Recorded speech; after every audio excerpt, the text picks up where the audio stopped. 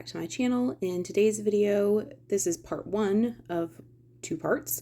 I'm going to make a stationery set for Mother's Day. This is for my sister-in-law.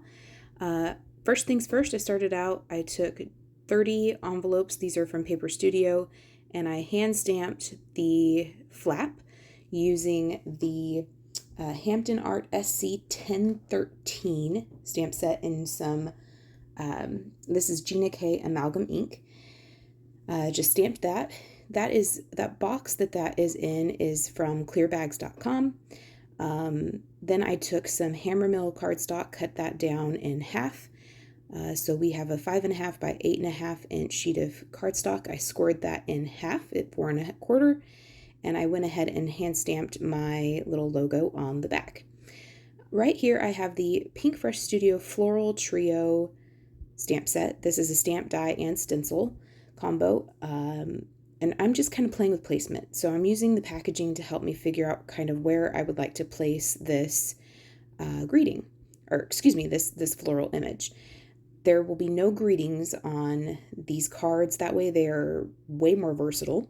And then I'm going to be using a handful of Pinkfresh Studio inks.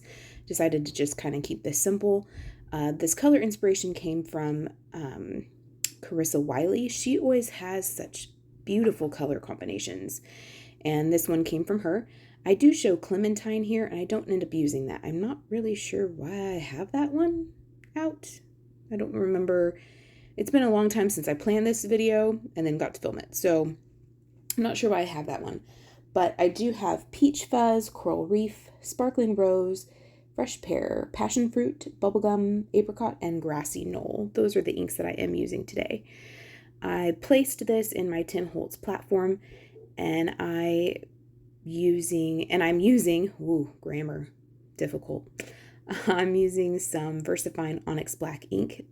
The reason I'm using that is because it is very juicy. It's been re-inked recently, stamped perfectly one time, and it is a very deep, rich, dark black. And I'm just using a cut up NiCappa matte. You can use this with your silhouette, I believe is what it was intended for. But I use it to hold my paper in place. Because of how I wanted to position this particular image, I wanted it to hang off.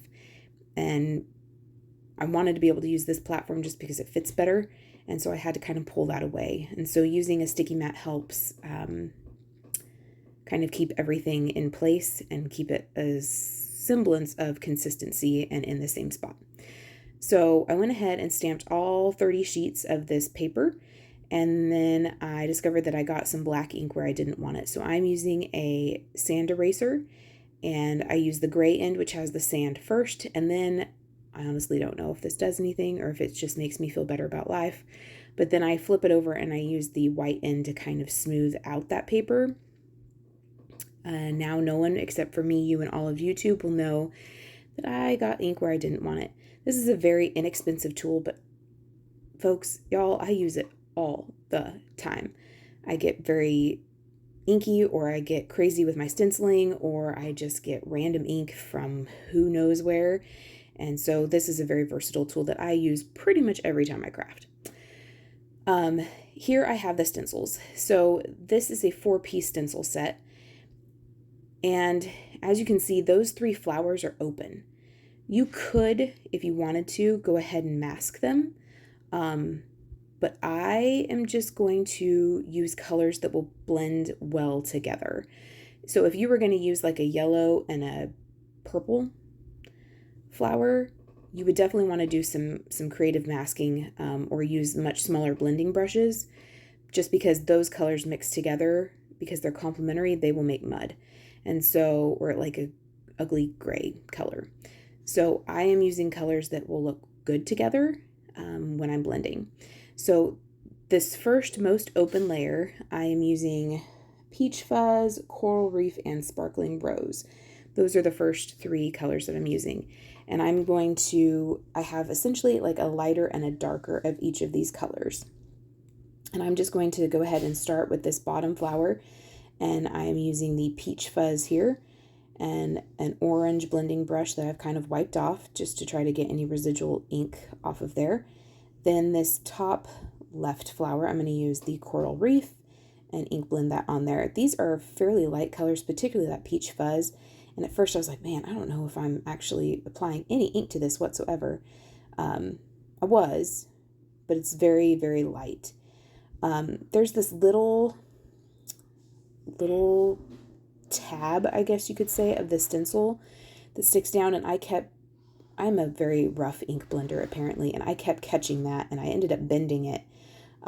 So I just ended up trying to be a little more cautious and trying to ink blend that to where I was going down and not ink blending in a way that I would catch it, if that makes sense what I'm saying.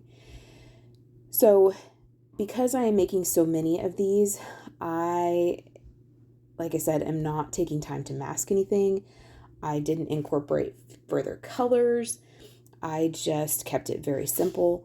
If I was not mass producing, I probably would do some masking and make those little flowers their own color.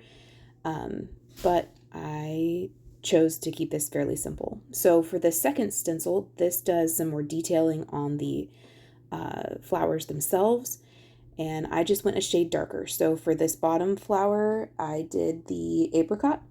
For the next one, I did bubblegum, and then I did the the passion fruit. So as I was blending this, I did this second layer, and I thought, man, this looks kind of cool with just like the black and white leaves, and I almost left it that way, and I do think it was very pretty. I'm glad I didn't, but I felt like these flowers really did not come together and actually look like something pretty until I put the final layer on the leaves. I felt like it really came together once that final layer was on the leaves.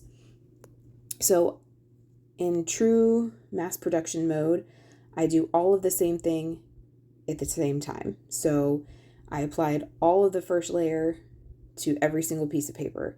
Then I'm applying the second layer of ink, or a more detailed layer, stenciled to all of them at the same time. This really does make things go faster. You kind of get into a groove and you don't have to think so much, just because it is very repetitive. If you are like me and doing repetitive things is kind of soothing, then this is perfect for you. If you get bored easily, and sometimes I do, you could definitely switch out these colors and switch out the position. You could make it to where some of those leaves are black and white. You could add in some texture paste or something over these. You could add in glitter, a spray glitter or a glitter pen. You could definitely do some things to jazz this up and make it a little more special, but I think these turned out beautiful just how I did them, so I left them very simple. For this first layer on the leaves, this is the fresh pear, and then the second layer will be the grassy knoll. And like I said, I feel like right here, even adding just that first layer, I feel like this is one of those stencils that either you do all of the inking on the flowers and make those pop and leave the leaves black and white, or you really have to do all 4 layers. Otherwise it looks very, for lack of better words, lackluster. I feel like this stencil really does need either just the flowers or everything. I feel like there's no middle ground with this one. So I'm going to go ahead and finish stenciling that first layer on the leaves on everything, and then this is this grassy knoll. Like I said, I feel like this is the layer that I was like, okay, this is actually really pretty. This turned out well. I did okay. The colors I chose, like I said, those colors were inspired by Carissa Wiley. She, I feel like, has some of the most fresh and springy color choices, even in the middle of winter. Even her winter color choices are so beautiful and unique. And I just really love watching her channel, just if for nothing else, just inspiration on color. So I went ahead and stenciled all of these using that grassy knoll, and then these are all done. They are already scored. I'm going to put them in this box and that I said I got from clearbags.com. And then these are all done. I'm going to tie a ribbon on them and include a pen, and I will make a card. The card is going to be the part 2 of this. It's going to be using the same stencil and stamp, just for some consistency across it. But other than that, that's it. And isn't that so pretty? Don't you think that that really needs that second layer? I mean, if you compare the ones on the left that are done to the ones on the right at the top of your screen, don't they look so different with that third layer or that second layer on the green? So different, so pretty. So that is it. That is all of them stenciled, and they are all done. I'll box them up, and that is it. Thank you so much for spending time with me today. I hope you will stick around for part 2, where we actually make the card that goes with this stationery set. Until then, we will see you next time. Bye.